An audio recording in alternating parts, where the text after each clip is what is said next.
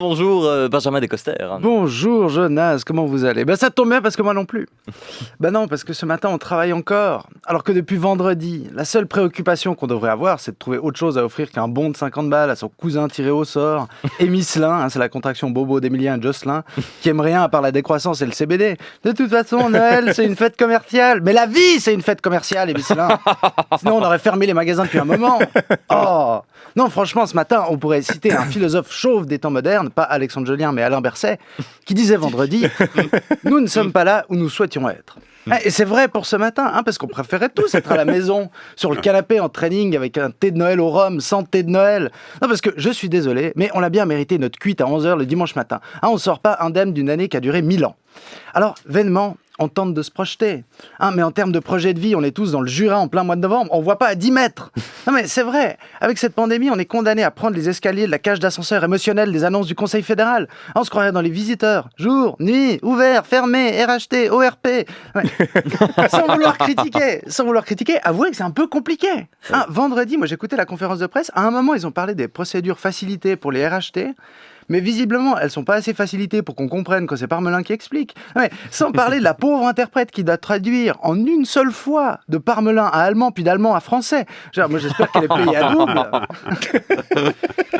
Mais là, le couperet est tombé. Mardi, les restaurants ferment. Enfin, ça dépend du taux de reproduction du virus. Enfin, ça peut paraître compliqué, mais je vais vous expliquer. Si vous êtes dans le Jura, le taux de reproduction est de 1,3. Les restaurants sont fermés. Si vous êtes dans le canton de Vaud, le taux de reproduction est de 0,92. Les restaurants sont ouverts. Si vous êtes dans le slip de Thomas Wiesel, le taux de reproduction est de 0, puisqu'il est stérile et en plus, il n'y a pas de restaurant. Non mais franchement, avec cette fermeture des restaurants et des bars, on n'aura même plus d'endroit pour avoir des discussions de comptoir sur la fermeture des comptoirs. Et même sur les pistes de ski, ils vont fermer les restaurants. Mais moi, les pauses croûte au fromage et fendant, mais c'est tout l'intérêt du ski. Là, il reste juste la partie pénible où on gèle à la montée sur des télésièges parce qu'on est assis dans la transpiration de la descente. Enlever les restaurants au ski, c'est comme enlever le porno dans un film porno. Il reste que le film et les dialogues. Vous prenez le tire-fesse. Oui. Fin, l'angoisse. Non, mais c'est bientôt fini. Franchement, 2020, pas top. Une étoile sur TripAdvisor, grand max. En 2020, on a perdu des illusions, des proches, des emplois et surtout on a perdu patience. À un moment, on a cru qu'on avait pris le temps de remettre en question des trucs.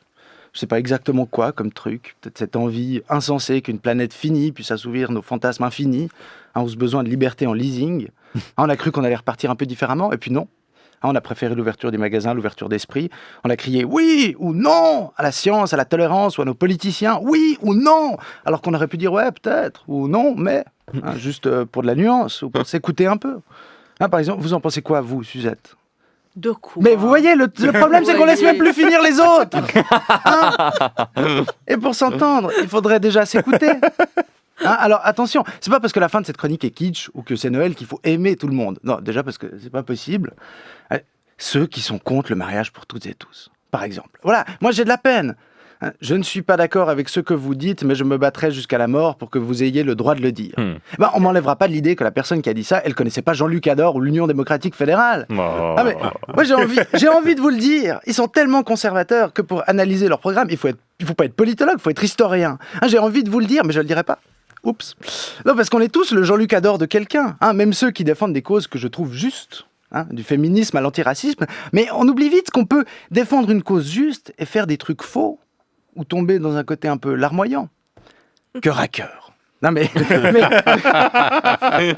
pour tous ces bons sentiments qui dégoulinent, il leur faut du papier ménage, pas Jean-Marc Richard. Alors, en conclusion de cette ode à la semi-tolérance de fin d'année, je vais vous laisser sur cette maxime de flemmard qui croit encore qu'il a quelques convictions. Parfois, ne pas ralentir un mouvement, c'est déjà le faire avancer. Joyeux Noël. Merci Benjamin Descoster.